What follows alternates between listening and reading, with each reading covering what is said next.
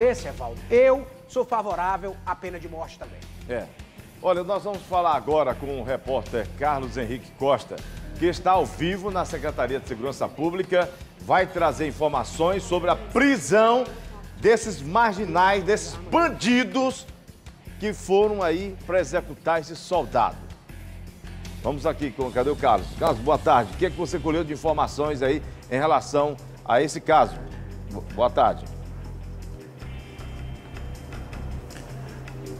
Tudo bem, Evaldo? Boa tarde para você e para todos que nos acompanham. Uma notícia que acalenta a família do soldado Tiago Araújo do Nascimento, né? Depois da morte dele, os envolvidos nesse crime foram todos identificados. Só que o autor dos disparos que vitimaram o Tiago Araújo foi morto em confronto com a polícia, né? Ele foi localizado, foi identificado, só que em confronto com a polícia foi alvejado, foi levado ao hospital e veio a óbito em seguida. Eu vou passar aqui a identidade desses suspeitos, né? Desses autores envolvidos nesse crime do Tiago Araújo. Foram presos o Francisco Wesley da Silva, de 22 anos, o Luan da Silva Teobaldo, de 23 anos, esses dois envolvidos por guardarem as armas, tanto a arma do crime quanto a arma do soldado que foi roubada, e um adolescente que estava dentro do ônibus junto com o autor dos disparos, que foi o João Luiz da Silva Oliveira, de 18 anos, esse que veio que entrou em confronto com a polícia e veio a óbito logo em seguida. A gente vai conversar aqui com o Tenente Coronel Simval Sampaio, que é comandante do CP-Choque.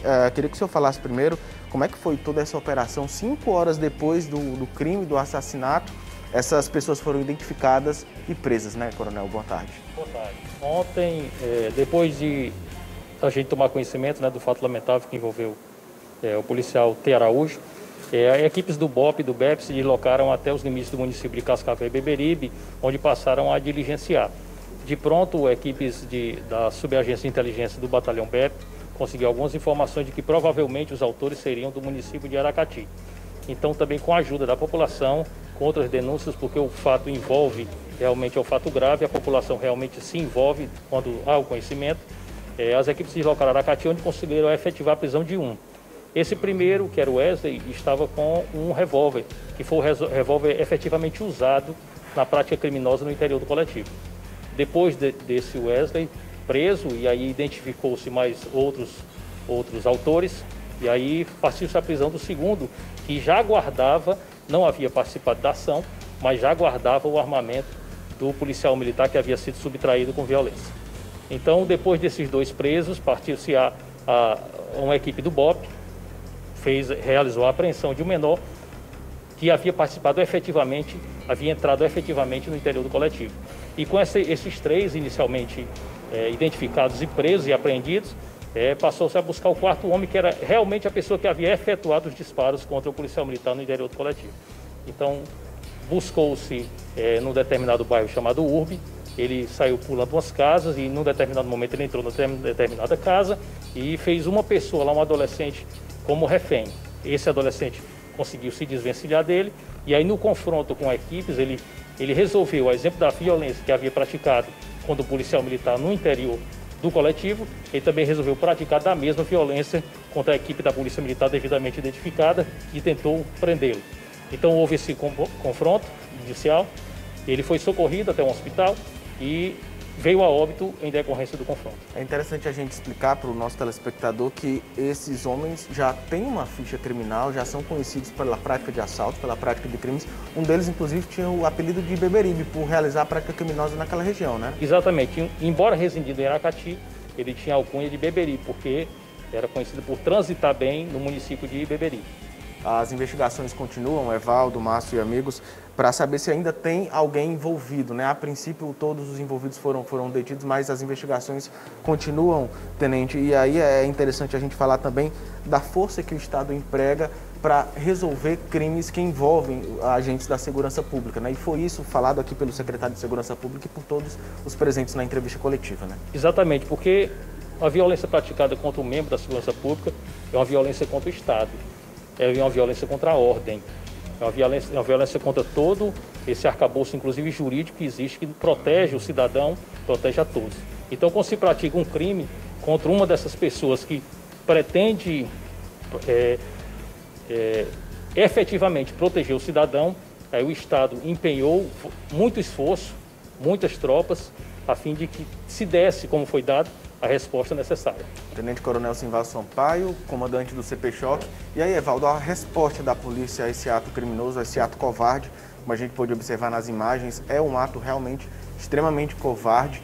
O soldado Tiago Araújo foi morto apenas por ser policial, porque a intenção inicial dos bandidos era realizar o assalto a esse transporte intermunicipal. A resposta dada e as investigações, claro, continuam para tentar identificar mais pessoas envolvidas nesse crime. Volto com vocês aí no estúdio. Obrigado, Carlos. Obrigado aí pelas informações junto com o Tenente Coronel. E é isso aí. Vamos esperar agora que a Justiça possa se pronunciar.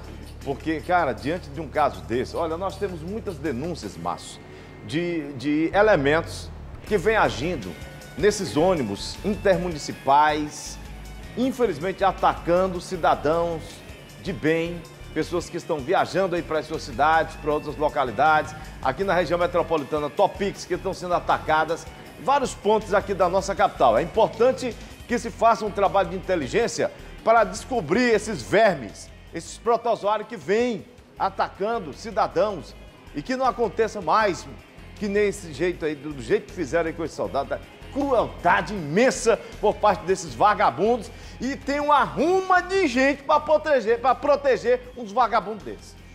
Valdo, você vê aí, ó, ele teve a oportunidade de fugir, ele já estava na frente caminhando para ir embora, ó. A arma falhou 2 vezes, ele volta para executar covardemente aí, não é? E aí a polícia deu a resposta à altura, matou esse verme aí, porque ele é armado, você vê que ele é extremamente covarde. No momento da abordagem policial, vai esboçar movimento, os policiais mandaram esse aí pelo menos pro inferno, não é? Que era o lugar mesmo que ele não devia nunca ter nem saído. Veio pra cá, agora tirou a vida do policial militar e foi morto, né, no estrito cumprimento do dever legal por parte da polícia. E aí você me pergunta, você tem pena? Tenho pena só do policial. Desse outro aí, parabéns à polícia por ter eliminado esse verme aí. Se faz isso com um agente da lei, com um policial militar, você imagina o que é que ele é capaz de fazer com você ou com a sua família. Esse não faz mais, porque a polícia colocou ele no caminho correto, que é dentro de um caixão no cemitério. Não tenho pena. Não me peça para ter pena, porque eu não tenho pena. Olha, gente, vamos falar agora do caso do DJ